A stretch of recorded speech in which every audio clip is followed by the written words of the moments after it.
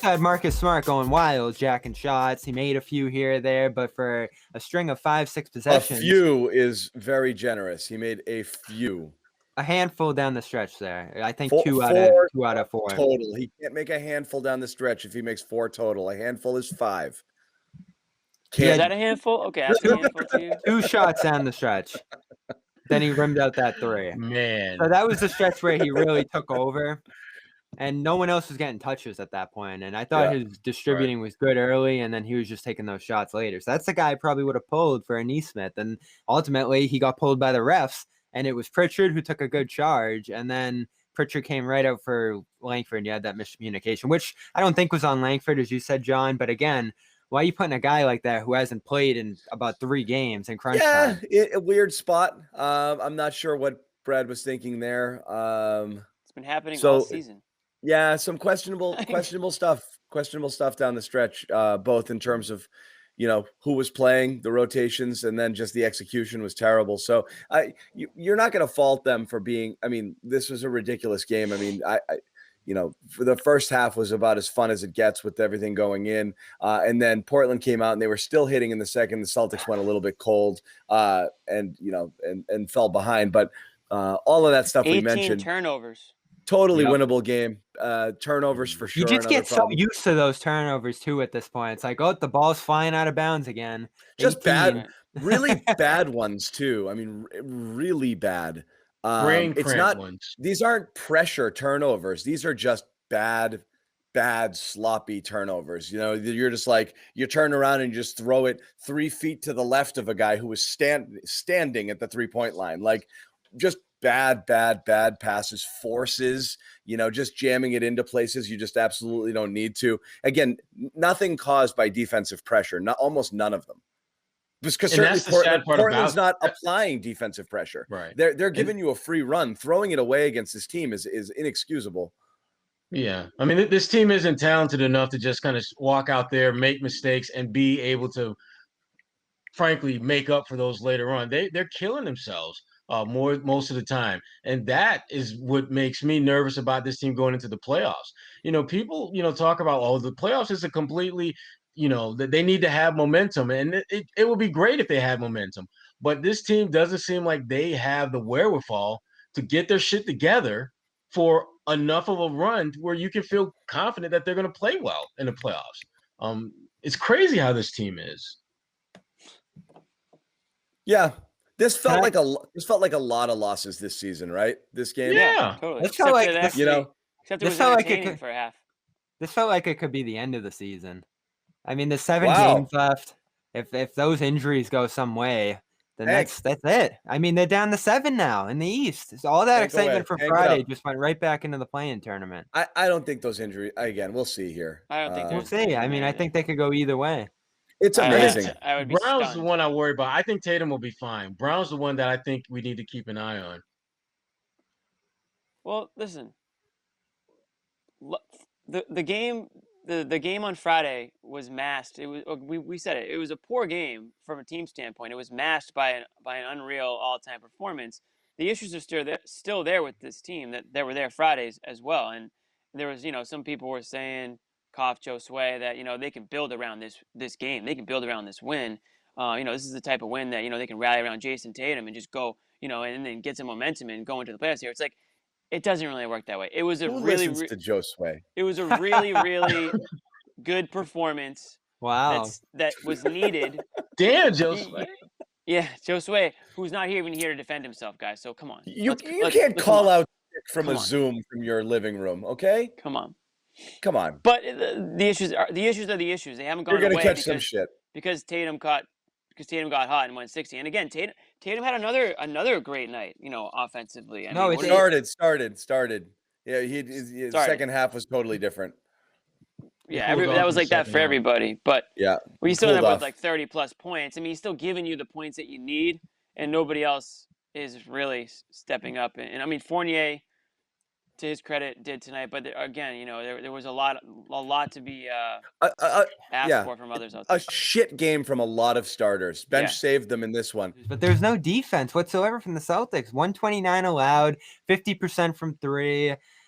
I never felt like there was even a stretch of good defense from Boston in this game. That's another thing. I mean, their best defenders are not setting the tone defensively. They're allowing their offense to dictate how they play defense. I mean, we see it with Tatum a lot. We see it with Jaylen Brown a lot. And it's bad when your two best players are allowing their offense to set the tone. It can't be that way. They need to be more engaged in terms of shutting down their guys, or at least making life as difficult as possible. Tatum in particular hasn't had those off nights, hasn't had any rest within game, so you understand his regression on that end just from the sheer amount of offense that he has to put out every single game. Brown's had a couple off nights, but he's legitimately hurt all year long, so that's probably hit him in some type of way. The guy we've talked about all year is Smart. Like, Smart has increased his workload offensively, but not enough to the point where you look at the numbers still. You could be listening, Bobby. Choose your words. He's right behind me, isn't he? Too many threes. Not I'm enough. glad you said it. Impact. When I say it, nobody takes it seriously. No, but if you look back on his, and we've seen this for probably 6-7 games in a row now, starting against. You thought he was hurt. You said, "Oh, he's probably going to miss a game or two." Well, that was on Friday. But back to the Warriors game, he shot 11 threes in that game. 1 of 5 the next game against Phoenix. He missed that Chicago game. Was he sick for that one? I think that was when he wasn't feeling well. 2 of 10 from 3 against Brooklyn. 3 of 7 against Charlotte. 1 of 10 against Oklahoma City. 1 of 4 against the Spurs on Friday. And then tonight he comes out and took, 7? Took 9. 3 of 9. It's the stuff he keeps going back to on the offensive end of the floor. Shot chucking, taking over the offense, and then the defense suffers. Chucking. It's not rhythm threes. Again, we always talk about it through the course of a game. Of course, you swing the ball around. Marcus Smart is open. You want him to take the open shot. But late in the game, he just dribbles up and decides heat check time. I'm 2 of 8. Let's see what I've got. And just chuck one up there. And that's the one I texted you on. I was like, okay, my Marcus rage is starting to, it's rising. And that's again on the Brad stuff.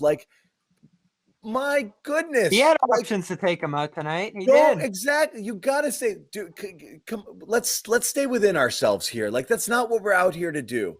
But no, it just doesn't, He goes out there and he sees all these other guys doing it. He's like, oh, cool. Right. Threes. Right. He closed the game with a turnover. He made a 3. He hit a floater in the lane and then missed a 27-footer at 117-111 after CJ had made that pull-up before. And then he got ejected. This was kind of a Smart game to me. 7 points, but 8 again, rebounds, this 1 comment, sack tap. How far into this career are we? Where we need Joe Sway here to talk about difficult conversations. Someone's got to have that difficult conversation with Marcus and be like, we love you. Everybody loves you. You're a heart and soul guy. You're invaluable member of the team. You're our best playmaker at this time. Your defense is the glue that keeps us together. There are so many ways you can impact this team in a positive way. Just if you would possibly consider not chucking 10 threes a game. And thank you sincerely, everyone. And that's it. Everybody it's not signs that the card. hard. Yeah. Right. We all sign the card. Please, we love you. It's great. Gift Please card stop to, doing that. Dave and Buster's or something in there. He was on a really be done with it. He was on a really strong run for a while after that Charlotte win where we were talking about him. But yeah. I don't know. Yeah, and then I don't know. Again, the ejection. I don't know if he did it or not. If it was good call, bad call, but to get ejected in that spot was tough.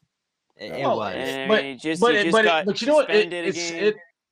But it was a clear representative of the kind of night he was having. I mean, the officials pretty much made official what was already happening, and that was Marcus Smart was not there, was not impacting the game. We talked about the shot chucking, and the one thing I've always been able to kind of push back on that with is that, yes, he takes a lot of bad shots. No one will ever refute that. But what he typically does, more nice than not, is he makes plays at the other end of the floor. He does things that help you win games, but he's not doing as many. He's not making as many of those plays.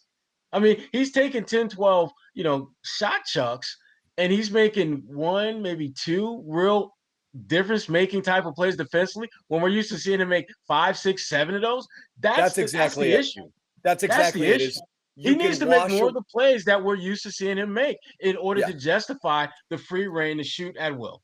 You wash away a lot of that stuff with those, not just winning plays. It's almost like, no, okay, there's nobody out here who would have made this play. Like this was a momentum altering, game saving, totally tone of the game changing play that you made. And you made a couple of them, or the game needed a thing and you gave the game that thing, you know, whatever it was. He used to make them, and you're right, more of them. And now it's just kind of like, oh, that was a pretty good defensive series, or oh, he kind of got lost on a screen there. You know, like it's not happening enough. It's inconsistent, like a lot of inconsistent effort.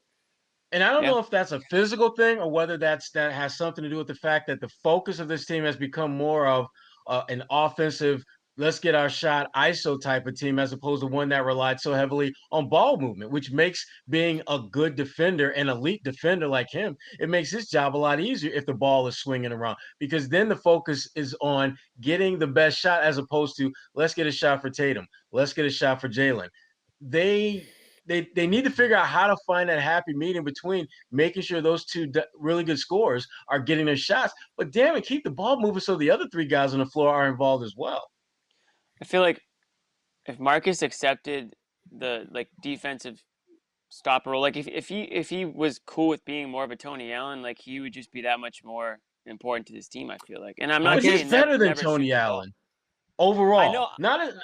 Overall, I think he's a better player, and I think his role is such that he has to be more than Tony Allen.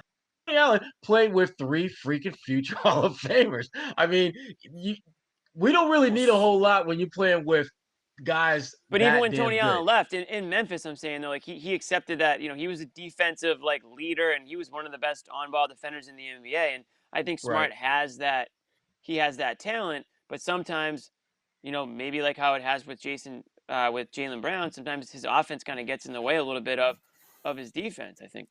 And that's the challenge, though, because when you talk about a guy like Tony Allen, he went somewhere where that franchise took on the identity of him, not the other way around. Here, Marcus is trying to figure out how to continue to be who he is and be authentic to who that is, knowing that the identity of this team is directly tied to Jason Tatum, directly tied to Jaylen Brown. And he's trying to figure out, even though he's the most senior player on this team, he still has to get in where he fits in. Whereas other guys who kind of been with an organization as long as he has, they kind of become the identity, and he's not. Yeah. Well, one of the things, you know, to play devil's advocate a tad on the Smart stuff, due to injuries, the Kemba thing, and Kemba thing, and also just the inconsistent play from the bench. Whether he makes them or not, Smart actually is one of the few guys who can create a shot, or you know, and so he sometimes feels he has to. So I do think part of that is feeling like, I got to do something because there's not enough people out here who will. So you do understand the moments where he does, even though the track record with the team, and I think that magic number is 13 shots, and the record when he shoots over 13 or more is absolutely abysmal. I don't know what the numbers are anymore. When he's under, tonight, it's better. But when you have both Jays out there, and in this case, Fournier, even though he's all fuzzy, there's other options. You know, there's a ton of people out there knocking down shots. You don't need to force them. Like, nobody can miss. Just, you know, swing the ball, get open looks. I mean, Neesmith was perfect. Tatum was freaking on fire. You know, like Fournier was on fire. You absolutely, in this game, this did not require Marcus Smart saying, like, I wonder how I'm going to do. I wonder how I'd do if I shot 10 threes. Absolutely not the right game for it. It's interesting. There are games where you need it, where you needed more. You need him to try because there's not a lot of people out there who can. Right. This wasn't one. Yeah. I'm not saying like never shoot, but it's just, you know, shoot when, you know, let the game come to you a little bit in that sense. Don't force those shots. I mean, it's the same stuff we've always been saying about it, but sometimes, and you know, some games it feels like he does sort of, you know, play the role that, you know, I feel like he's, you know, best suited for, where he's, you know, by far like the third, fourth option on the offensive side, and he's doing his thing on the defensive end. But when he does start to go down the court and is looking for his shot, or, you know, looking to put up a heat check or whatever you want to call it, sometimes that's when I think the team can get in a little bit of trouble. Friday, I thought he was great, especially given how he looked out there. He took a charge late, a catch and shoot 3, and he just seemed to understand that the way Tatum was rolling, he didn't even have to touch the ball. He could just go wide, space the floor, and let Tatum make those plays. Got tricky tonight because Tatum was turning the ball over a ton in that second half, and Smart was at the same time. So at that point, where do you go for ball control when Fournier's head spinning and he's not seeing straight out there with the depth perception? You definitely don't want him doing it. So with no Kemba, Smart kind of had to step into that role tonight.